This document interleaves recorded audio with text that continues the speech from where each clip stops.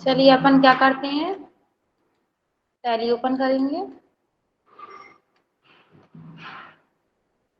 Alter app button से close करते हैं, एस प्रेस करेंगे सेलेक्ट करने के लिए, और यहाँ पे अपन अपने बैंक का जो नाम था वो सेलेक्ट करते हैं। अब अपन DAL प्रेस करेंगे, DAL से अपन यहाँ पे देखेंगे अपने पास जो संपत्ति थी वो कितनी है और कौन कौन सी है।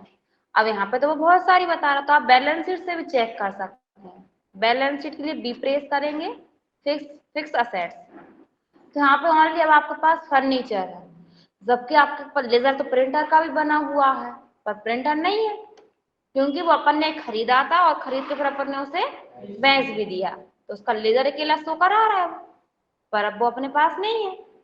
तो क्या करेंगे आप, अपन DAL प्रेस करते हैं, फिर यहाँ पे आपका कंप्यूटर भी है, कंप्यूटर भी अपन ने खरीदा फिर उसे बेच दिया, तो वो भी नहीं है अपने पास, सिर्फ फर्नीचर है ओनली अभी फिलहाल में। ठीक है, अब आप यहाँ पे एंटर करेंगे इसे कंप्यूटर पे एंटर, तो यहाँ पे आप देखेंगे आ जाइए क्लोजिंग बैलेंस 0 बता रहा है, क्यों, क्योंकि आपका ये क्या था, आपने खरीदा था वजह से और लॉस हो गया था फिर आपका, तो चला गया था वो लॉस, मतलब थी चोर था वो, चोर ले गया कंप्यूटर को। ठीक है, लॉस बाय थीप की एंट्री की थी अपन ने।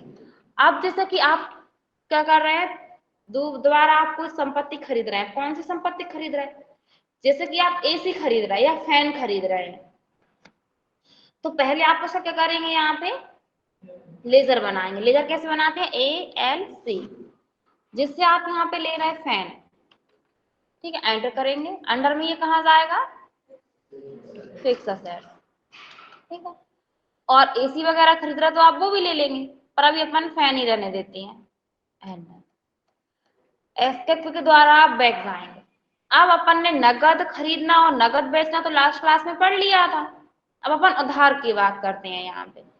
अब आप जो फैन खरीद रहे हैं वो उधार खरीद रहे हैं, ठीक है, तो उधार खरीद रहे हैं तो एंट्री क्या होगी और किस वाउचर में होगी,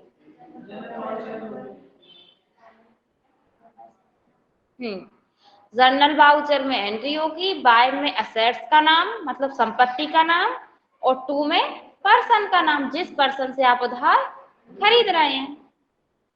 तो चलिए अपन क्या करते हैं, वाउचर एंट्री के लिए भी प्रेस करेंगे और जनरल वाउचर। ठीक है, तो बाय में क्या आएगा आपका फैन, एंटर। कितने रुपए का आपने फैन खरीदा है, मान के चलिए आपने 5,000 खरीद ली, ठीक है, एंटर। 2 में क्या आ जाएगा, जिससे खरीदा उस पर्सन का नाम। ठीक है, तो अल्टर C से आप उसका लेजर बना लेंगे, अगर लेजर बना होगा तो आप उसको सेलेक्ट कर लेंगे, नहीं बना होगा तो अल्टर C से आप क्रिएट करेंगे। तो अपन जैसे कि नाम क्या ले लेते हैं,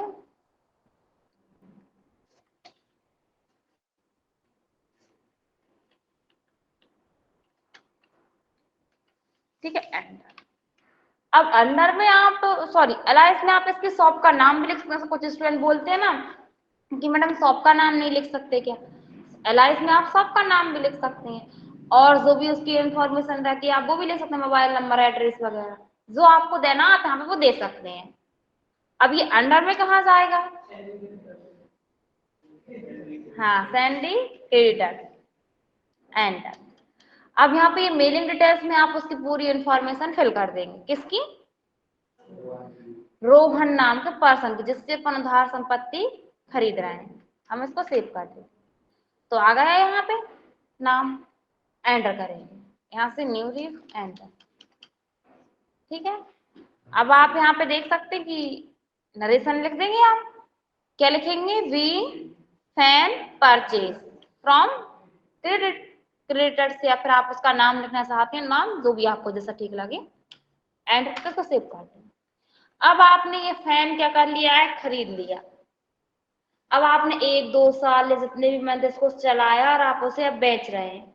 ठीक है, आपने 5,000 का तो खरीदा था, लेकिन ये 5,000 का थोड़ी ना जाएगा, थोड़े कम में जाएगा तो उस पर मूल्यह्रास लग जाएगा, तो आप उसका कैलकुलेशन करेंगे।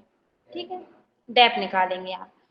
तो अपन उधारी बेच रहे हैं, पहले हम आपको अलग अलग एंट्री बता देंगे, फिर एक साथ कंबाइन वाली एंट्री बता देंगे। ठीक है, तो हम कैलकुलेशन यहीं पे करके दिखा दें या फिर एक्सेल में करके दिखाएं?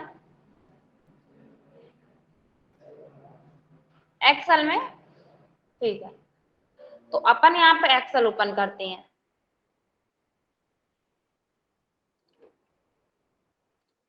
ठीक है, अब जैसे कि अपन यहाँ पे क्या करते हैं, कॉस्ट प्राइस लिख लेंगे। कितने का है फैन?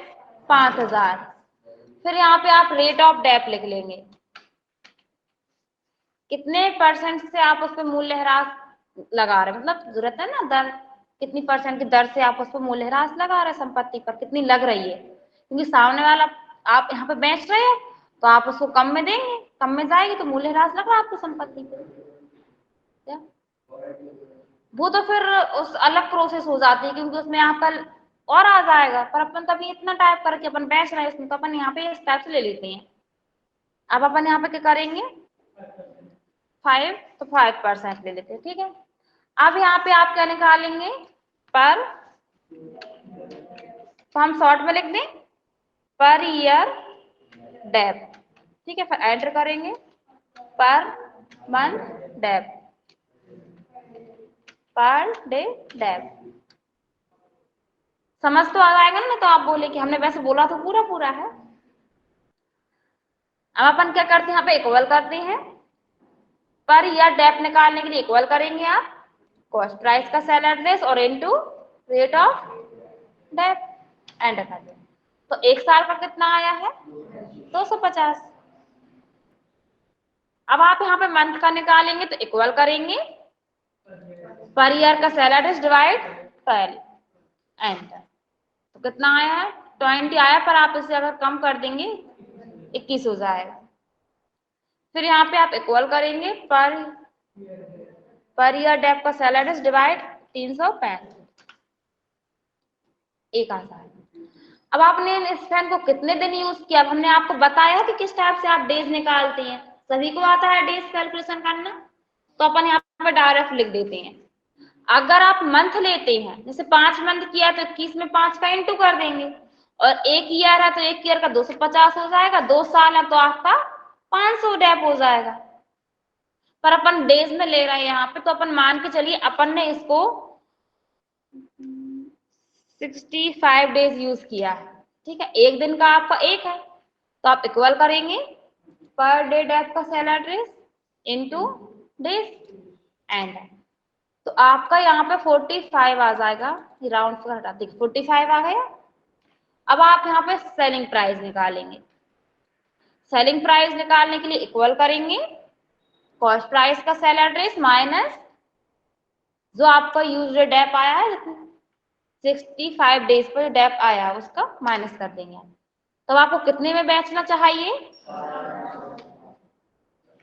4955 में बेचना चाहिए। आपने खरीदा कितने में था, टोटल 5000 में, लेकिन नेट सेलिंग प्राइस आपने उससे यहाँ पे बेच दिया है 4500 में। ठीक है, तो यहाँ पे प्रॉफिट एंड लॉस निकालेंगे, प्रॉफिट एंड लॉस। तो आप यहाँ पे प्रॉफिट एंड लॉस निकालने के लिए इक्वल करेंगे नेट सेलिंग प्राइस का सेल एड्रेस माइनस, एंटर कर देंगे। तो आप यहाँ पे देखेंगे कि आपको कितने का लॉस हुआ है, 455। तो पहले अपन बेच दें उसको, सॉरी डेप लगा दें उस पर अपन, फिर अपन उस संपत्ति को बेचेंगे।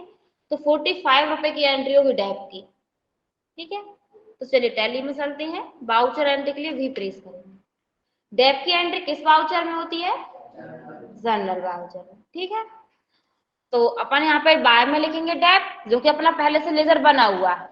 आप डेप का लेजर बनाएंगे तो उसको इनडायरेक्ट एक्सपेंसेस में भेज देंगे अंडर में। ठीक है, अंडर में कहाँ जाएगा वो, और आ जाएगा बनाना कितना रुपये, 45, और 2 में क्या आ जाएगा, फैन।